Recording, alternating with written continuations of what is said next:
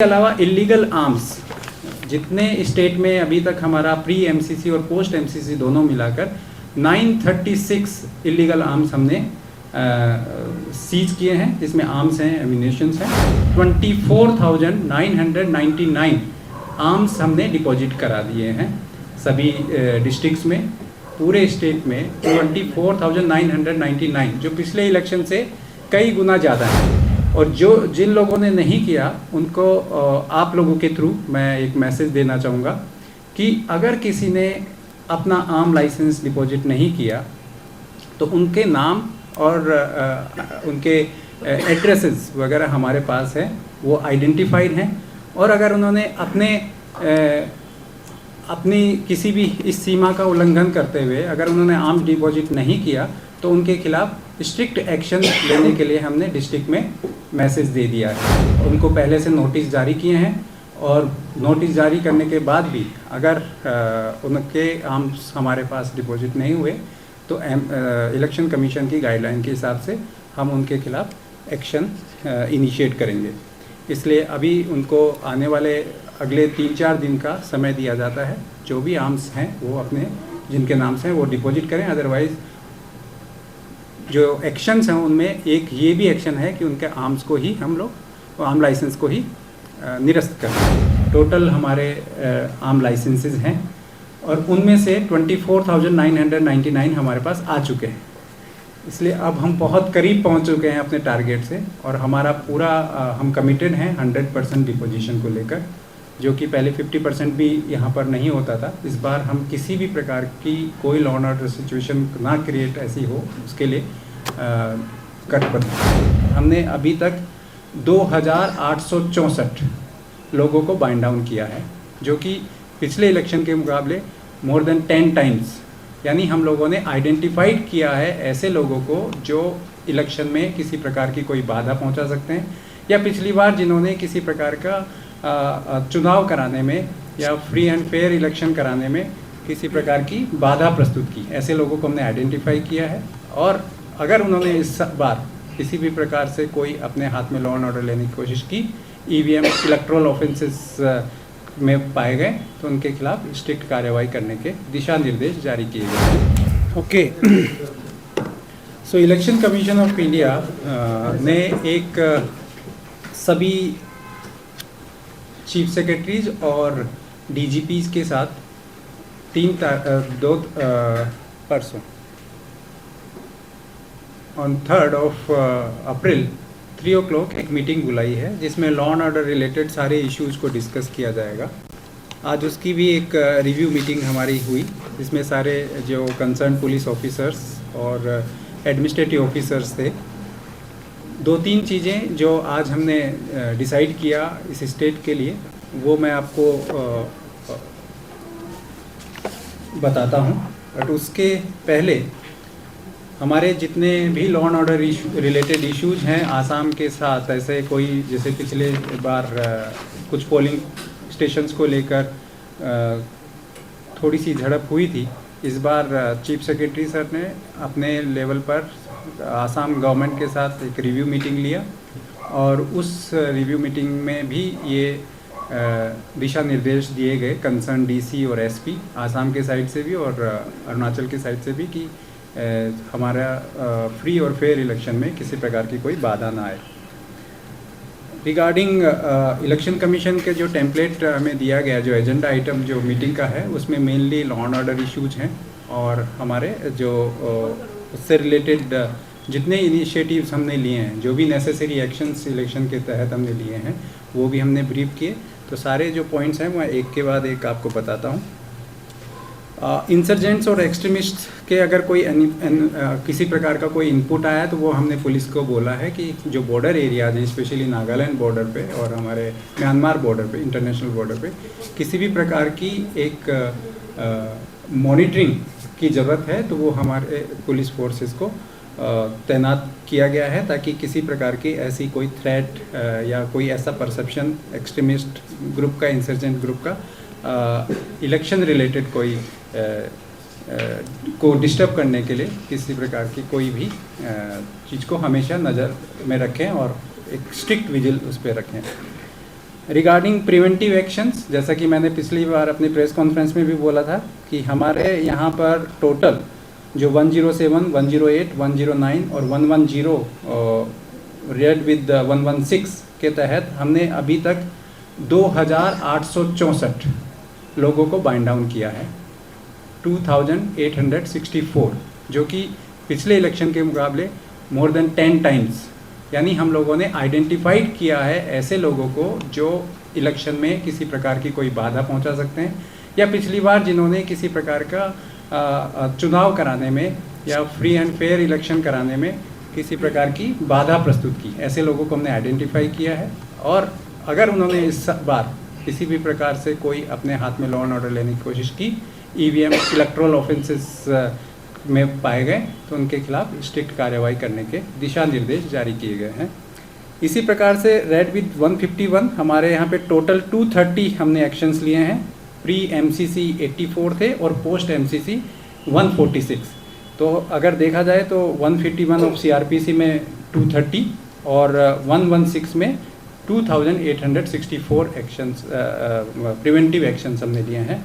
ऐसे ही जो non available warrants हैं वो भी हमने इशू किए हैं, वो हैं 137। एंड एनबीडब्ल्यू केसेस जो हैं एग्जीक्यूट करने के लिए भी पुलिस को आज बताया गया।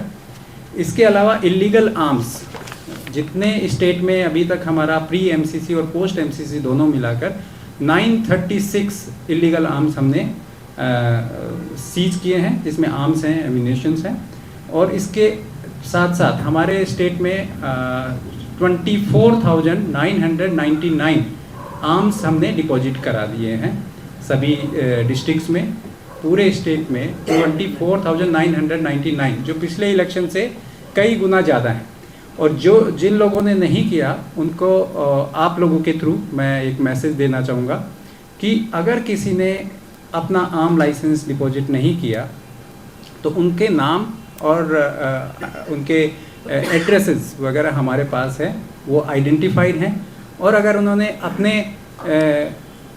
अपनी किसी भी इस सीमा का उल्लंघन करते हुए अगर उन्होंने आर्म डिपॉजिट नहीं किया तो उनके खिलाफ स्ट्रिक्ट एक्शन लेने के लिए हमने डिस्ट्रिक्ट में मैसेज दे दिया है। उनको पहले से नोटिस जारी किए हैं और नोटिस जारी करने के बाद भी अगर उनके आर्म्स हमारे पास डिपॉजिट नहीं हुए तो इलेक्शन कमीशन की गाइडलाइन के हिसाब से हम उनके खिलाफ एक्शन इनिशिएट करेंगे। इसलिए अभी उनको आने वाले अगले 3-4 दिन का समय दिया जाता है। जो भी आर्म्स हैं वो अपने जिनके नाम से हैं वो डिपॉजिट करें। अदरवाइज़ जो एक्शंस हैं उनमें एक ये भी एक्शन है कि उनके आर्म्स को ही हम लोग आर्म लाइसेंस को ही निरस्त कर दें।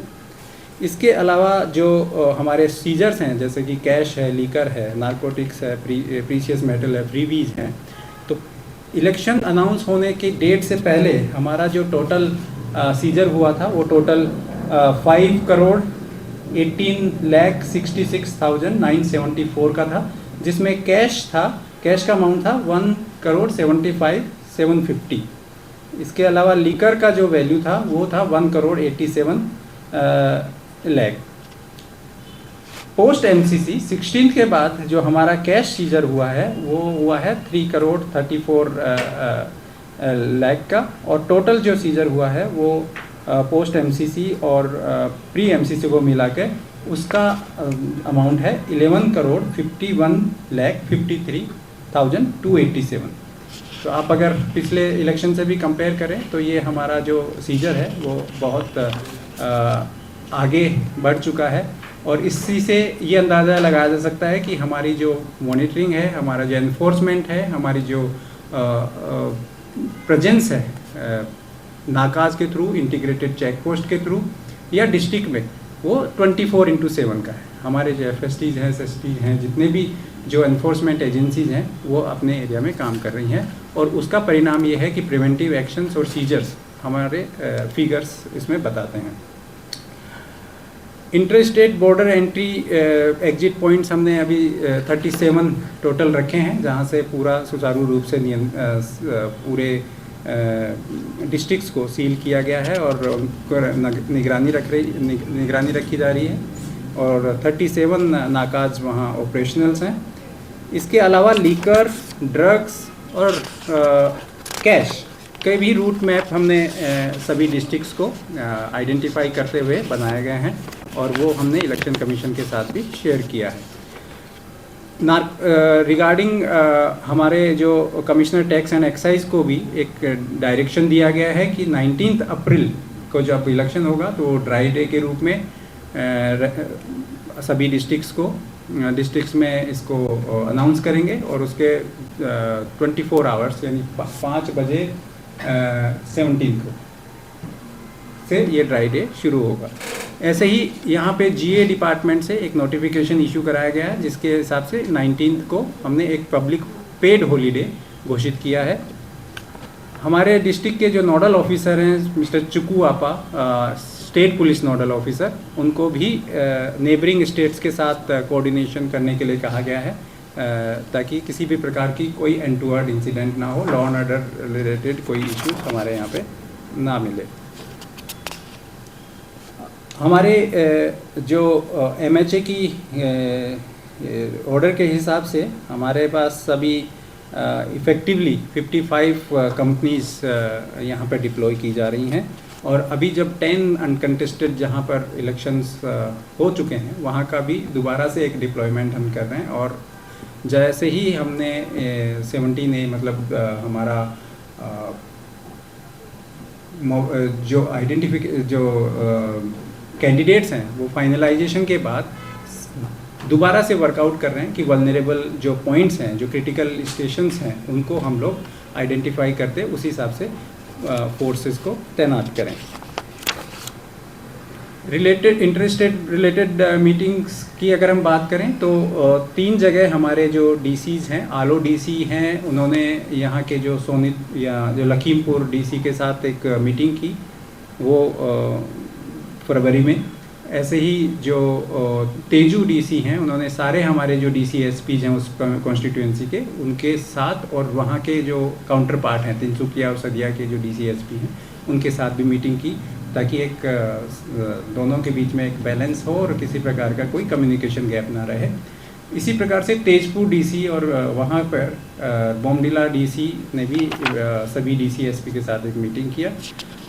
डीजीपी और सीएस ने अपने लेवल पर एक हमारे आसाम काउंटर पार्ट्स के साथ मीटिंग करते हुए सारे जो भी बॉर्डर इश्यूज़ थे जो इलेक्शन के लिए किसी भी प्रकार के कोई इशू जैसे ना आए उनके लिए कोऑर्डिनेशन मीटिंग किया।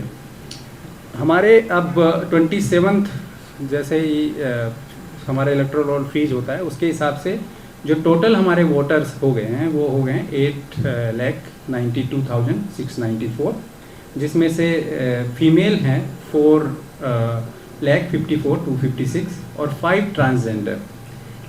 टोटल यूथ जो 18 से 19 का कोहॉर्ट है उसमें हमारा जो टोटल यूथ का पार्टिसिपेशन है वो 48,861 का है और 85 प्लस हमारे यहाँ पर अब टोटल वोटर्स हैं वो हैं 4,211। टोटल फुट मार्च पोलिंग स्टेशन जो हमने आइडेंटिफाई किए हैं जिसमें P1, P2, P3 हैं वो 228 जहां हमारी पोलिंग पार्टीज अपने फुट मार्च करते हुए पोलिंग स्टेशन पे पहुंचेगी। और टोटल पोलिंग स्टेशन जो 2,226 हैं उनमें से लोकेशंस हमारी जो आइडेंटिफाई हुई हैं वो 2,176 हैं। वोटर्स विद PWD वो हैं हमारे पास 5,596। सभी जो PWD 85 प्लस के जो वोटर्स हैं उनके लिए हमने होम वोटिंग का भी एक प्रोविज़न रखा है। अगर वो लोग चाहते हैं कि उनके घर में जाके वोटिंग हो तो वो भी हमारे DCs की तरफ से फॉर्म 12D इशू किया गया है। इस बार के जो वुमेन जो मैनेज्ड पोलिंग स्टेशंस होंगे वो 156 होंगे। PWD ये भी एक नया इनिशिएटिव ने लिया कि PWD मैनेज्ड जो पोलिंग स्टेशन है वो 3 हैं, चांगलांग, लोंगडिंग और आलो। एक पोलिंग स्टेशन सारा का सारा पोलिंग स्टेशन मैनेज करेंगे PWD। और यूथ जो हैं मैनेज्ड हैं वो हैं PS 50। यूथ मैनेज्ड PS 50 होंगे। हम कोशिश करेंगे कि जहाँ पर फुट मार्चेस हैं, जहाँ पर पोलिंग पार्टीज़ को पैदल चलकर जाना पड़ता है तो वहाँ हम लोगों ने आइडेंटिफाई किया है कि ऐसे पोलिंग स्टेशन को यूथ मैनेज करें ताकि किसी प्रकार की किसी को दिक्कत ना हो। ऐसे ही मॉडल पोलिंग स्टेशन हमने 4 आइडेंटिफाई किए हैं, 2 लोहित में, 1 वैश्यांग में और 1 पापुमपारे में। After finalisation of the candidates, total contesting candidates आपको पता ही होगा कि 14 है पार्लियामेंट्री कॉन्स्टिट्यूंसी में, जिसमें से और कॉन्टेस्टिंग कैंडिडेट एसी में है 143। टोटल ETBP जो जितने भी हमारे सर्विस इलेक्टोरल वोटर्स हैं उनके लिए कल ट्रांसमिट किया गया, तो उसमें पोलिंग जो पार्लियामेंट्री कॉन्स्टिट्यूंसी में 5748 वोटर्स हमारे पार्लियामेंट्री कॉन्स्टिट्यूंसी में हैं और असेंबली कॉन्स्टिट्यूंसी में 5070। ये हमने आइडेंटिफाई किए, ट्रांसमिट किए और सभी के फॉर्म्स उनको ये फैसिलिटी दी गई। आप सबको पता है कि हमारे अरुणाचल प्रदेश में एक पोलिंग स्टेशन है मालेगांव, जिसमें 1 इलेक्टोरल्स है, लेकिन और भी हमने जो आइडेंटिफाई किए हैं, जैसे खेलोंग करके है अपने त्रिजिनो बोरागांव में, वहाँ पे 3 इलेक्टोरल्स हैं। कलाकतांग में जो 1301 चेन लेबर कैंप है वहाँ पे 7 इलेक्टोरल्स हैं। पाके केसांग में लामता करके हमारा पोलिंग स्टेशन है जहाँ पर 7 इलेक्टर्स हैं। अनिनी में पुंडली करके जगह है जहाँ पे 9 हैं और कलकतांग और चांगलांग में रोहता और पानी खेती में दोनों जगह पे 10-10 वोटर्स हैं। यानी हम लोगों ने हमारे पूरे 2226 में से ऐसे पोलिंग स्टेशंस को आइडेंटिफाई किया जिसमें 10 से कम वोटर्स हैं। उसके बावजूद भी हमने एक स्पेशल उनके लिए पोलिंग टीम तैयार की है ताकि वो वहाँ जाकर उनको इलेक्शन सुचारू रूप से करा सकें। ऐसे ही कुछ पोलिंग स्टेशंस हैं जिनमें 1400 से ज़्यादा इलेक्टोरल्स हैं, जिसमें से लोंगडिंग में है, ईटानगर में है, पासीघाट में है और लेकांग में है और ऐसे 10 पोलिंग स्टेशन को हमने आइडेंटिफाई किया जहाँ पर सबसे ज़्यादा पोलिंग स्टेशन है। तो लोंगडिंग का जो पुमाओ विलेज है वहाँ पे सबसे ज़्यादा इलेक्टर्स हैं, वो है 1477। सभी district magistrates deputy election DOs को, जो डिस्ट्रिक्ट इलेक्शन ऑफिसर्स हैं, उनको बताया गया है कि जो AMF फैसिलिटीज़ है, ड्रिंकिंग वाटर है, टॉयलेट है, लाइट है, रैम्प है, इन सब की व्यवस्था करें। इसके लिए हमने यहाँ जितने भी कमिश्नर्स हैं, जो PWD, RWD, UD, WRD, RD, सभी को इंस्ट्रक्शन दिए हैं कि किसी भी एग्जीक्यूटिव इंजीनियर को या किसी उनके स्टाफ को यहाँ अननेसेसरी इलेक्शन तक कोई मीटिंग में ना बुलाएं। उनको ये भी दिशा निर्देश दिए हैं कि अगर कोई ऑफिसर्स बिना किसी DO की परमिशन के आते हैं तो स्ट्रिक्ट एक्शन उनके खिलाफ इनिशिएट करें, क्योंकि इलेक्शन किसी एक व्यक्ति या एक डिपार्टमेंट का नहीं है, बल्कि सभी लोगों की इसमें जिम्मेदारी बनती है और सारे जो हमारे डिपार्टमेंट के HOD हैं वो इसमें पार्टिसिपेट करेंगे और अश्योर्ड मिनिमम फैसिलिटीज़ को प्रोवाइड करने में पूरी टीम की मदद करेंगे। इसी तरह से जो department of tax and excise है उसका भी एक रिव्यू किया गया और जितने भी हमारे जो फैसिलिटीज़ हैं, जो नाकाज हैं, उनको भी चीफ सेक्रेटरी सबने टैक्स एंड एक्साइज के साथ आज मीटिंग लेकर परसों वो और इलेक्शन ECI को अपनी ब्रीफिंग देंगे। एक और चीज़ आज हमने डिस्ट्रिक्ट में बोला है कि जितना लीकर अभी हमने सीज किया है उसका वीकली बेसिस जो हमारे ECI के डायरेक्शन के हिसाब से जो SOP बनी है उसमें डिस्पोज ऑफ करें।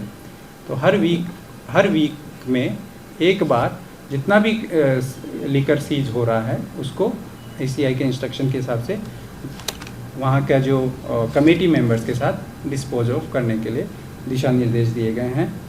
और एक बार फिर से at the cost of repetition I would like to appeal all those license holders that they should deposit all their licenses before 19th of this month. Otherwise ECI has very much clear instruction on these people that disciplinary action or strict action should be initiated against those who are not complying these directions. Thank you. Any question? दो question. कितना आपके पास कितना data है कि arms licence deposit अभी तक नहीं हुआ है? 1 नंबर। 2 नंबर ये है कि लॉन्गिंग जो फायरिंग हुआ है उसमें 5 अरेस्ट भी हुआ है और उसका वजह से एक माहौल बन गया कि फायरिंग होने की वजह से डर एक पैदा हुआ। तो वो डर को खत्म करने के लिए आपको यहाँ से क्या व्यवस्था करेगा, आपको क्या डिसीजन? देखिए, जितनी बार भी मैं आपके साथ रूबरू हुआ हूँ उसमें मैंने स्पेशली सबको एक चीज़ क्लियर किया है कि सारे डाटाज हमारे पास हैं, आइडेंटिफाइड हैं लोग 33,000 से ज़्यादा, यानी अगर मैं स्पेसिफिक जाऊँ तो 33,997 टोटल हमारे आम लाइसेंसेस हैं और उनमें से 24,999 हमारे पास आ चुके हैं। इसलिए अब हम बहुत करीब पहुंच चुके हैं अपने टारगेट से और हमारा पूरा हम कमिटेड हैं 100% डिपोजिशन को लेकर, जो कि पहले 50% भी यहाँ पर नहीं होता था। इस बार हम किसी भी प्रकार की कोई लॉ एंड ऑर्डर सिचुएशन ना क्रिएट ऐसी हो उसके लिए कटिबद्ध है। और दूसरी बात, दूसरा जो क्वेश्चन आपका है कि आपको भी पता है कि अगर कोई भी अपने हाथ में लॉ एंड ऑर्डर लेने की कोशिश करता है तो गोली भी चलती है ना। तो इसलिए जो भी इलेक्ट्रल ऑफेंसेस में या किसी भी प्रकार की कोई ऐसी अनटूवर्ड इंसिडेंट में अपना हाथ लगाएगा, strict action will be initiated against them also. Sir, पत्थर का बदले लाठीचार्ज तो समझ लेना, गोली चला दिया वो थोड़ा सा हम लोग को अभी समझ, वहाँ के लोगों का कहना है कि गोली चला दिया, सब डर रहे, तो माहौल तो कैसे बन रहा है ना। गोली जो चली है वो हवा, मुझे जो बताया गया कि हवा में वहाँ पे गोली चली थी और जो उस समय पर्टिकुलर पोजीशन में जो ऑफिसर होते हैं, आप देखिए कि डिस्ट्रिक्ट के जो हेड हैं वो एसपी हैं और एसपी पर हमला किया गया। तो आप अगर कह सकते हैं कि पत्थर नहीं है, वो एक इंस्टीट्यूशन पे हमला हुआ है, एक एसपी इंजर्ड हुए हैं। आप डिस्ट्रिक्ट का जो सर्वा है, जो लॉ एंड ऑर्डर को जिसके हाथ में सरकार देकर भेजती है, उस पर हमला हुआ है। तो और एक जगह भी फायरिंग हुआ है, यूएसए ने फायर कर दिया, हवाई फायरिंग कर दिया, वो शायद आपके पास रिपोर्ट है, क्या जगह रिपोर्ट नहीं आया? नहीं, हमारे पास ऐसी कोई रिपोर्ट नहीं है।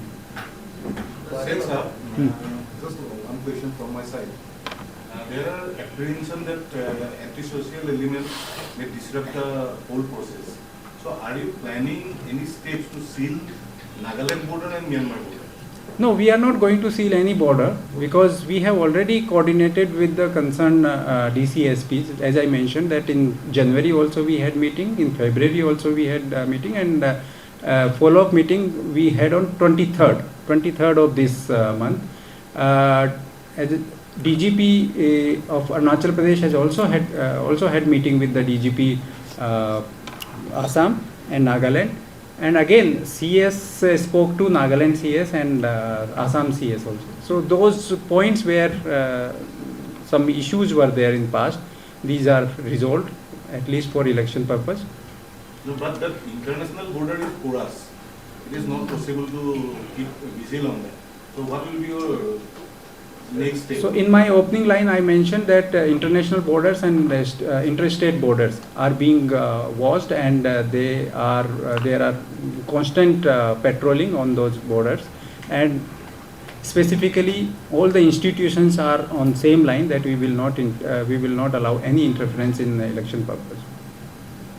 सर, एमसीसी लगने के बाद में भी हमने देखा है कि कई कैंडिडेट्स खुलेआम में एमसीसी का रूल तोड़ देते हैं। As a chief electoral officer आपकी तरफ से कुछ एक्शन लिया जा रहा है या फिर कुछ? जहाँ पर भी हमारे पास रिपोर्ट आई है वहाँ हम लोगों ने तुरंत उनको शोकॉज नोटिस इशू किए हैं। 2 ऐसे इंसिडेंट्स हमारे सामने आए थे और दोनों ही जगह पर हमने कैंडिडेट्स को भी, आप गवर्नमेंट सर्वेंट्स को तो भूल जाइए, गवर्नमेंट सर्वेंट्स के तो खिलाफ हमने एक्शन लिया ही है, लेकिन इवन कैंडिडेट के खिलाफ भी हमने एक्शन इनिशिएट किया और उनको शोकॉज नोटिस इशू किए गए as per the ECI guideline. Sir, अभी आप कह रहे थे कि आपके पास फुल डाटा है, तो आप अभी जैसे आपने मेंशन किया गवर्नमेंट सर्वेंट के तरफ से जो कैंपेनिंग या फिर जो भी हुआ है उसको लेकर कुछ कंप्लेन आए, तो इन टोटल कितना गवर्नमेंट और सर्वेंट्स के अगेंस्ट में एक्शन लिया गया है या फिर शोकॉज नोटिस भेजा गया? जैसे कि एक केस में हमारे पास जब कंप्लेन आई थी तो उन ऑफिसर्स को तो हमने सस्पेंड किया, जो एक सीनियर ऑफिसर थे।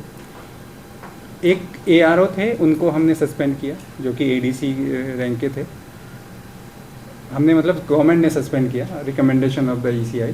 उसके बाद कुछ और कंप्लेन हमारे पास सरकारी कर्मचारियों की आई, उनको भी हमने अभी शो कॉज नोटिस इशू किए हैं। गवर्नमेंट की तरफ से उनको एक्सप्लेनेशन मांगा गया है। जैसे ही ये वेरीफाई होता है same actions will be initiated against them also. Sir, there are 228 polling station जहाँ पे फुट मार्च होंगे, तो इन 228 राइट, तो 2 दिन 3 दिन तो लग जाते होंगे। तो पोर्टर्स यूज़ होंगे वहाँ पर, तो कितने पोर्टर्स यूज़ हो रहे हैं पूरे स्टेट में? इस बार जो कैलकुलेशंस हमने किया है उसमें पिछली बार आपने देखा होगा कि P5 भी वो थे पोलिंग स्टेशंस, लेकिन इस बार के जो पूरा जो एनालाइज किया गया पोलिंग स्टेशंस के आधार पे, तो उसमें बहुत ज़्यादा इश्यूज इसलिए नहीं होंगे क्योंकि P3 मैक्सिमम है और वो भी 7 हमने आइडेंटिफाई किए हैं। बाकी P1 P2 हमारे पास टोटल हमारे जो P2 और P1 P3 मिला के 79 पोलिंग स्टेशंस हैं।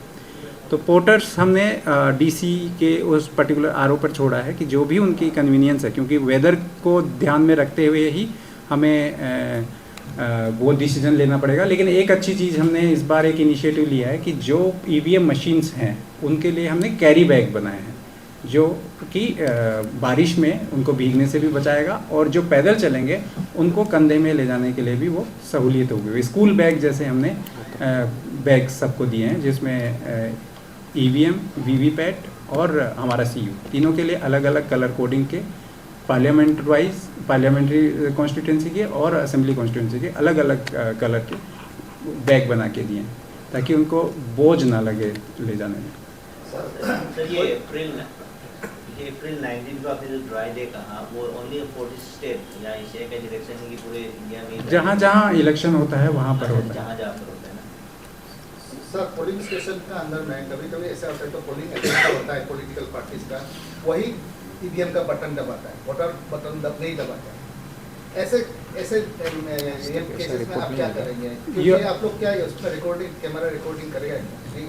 So you are talking about past thing which I am not blaming, but this time we have categorically mentioned, categorically instructed to all the DEOs that webcasting हम लोगों ने जो था वो भी 10 गुना बढ़ा दिया। पिछली बार अगर 100 था तो इस बार हमने 1200 किया।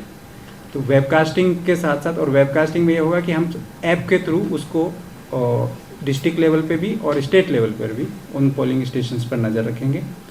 साथ में जहाँ पर शेडो एरियाज़ हैं उनमें हम लोगों ने कोशिश की है कि ऑफलाइन रिकॉर्डिंग हो, और ऑफलाइन रिकॉर्डिंग जैसे ही नेटवर्क उसमें आता है वो हमारे पास उसका पूरा फीड आ जाए।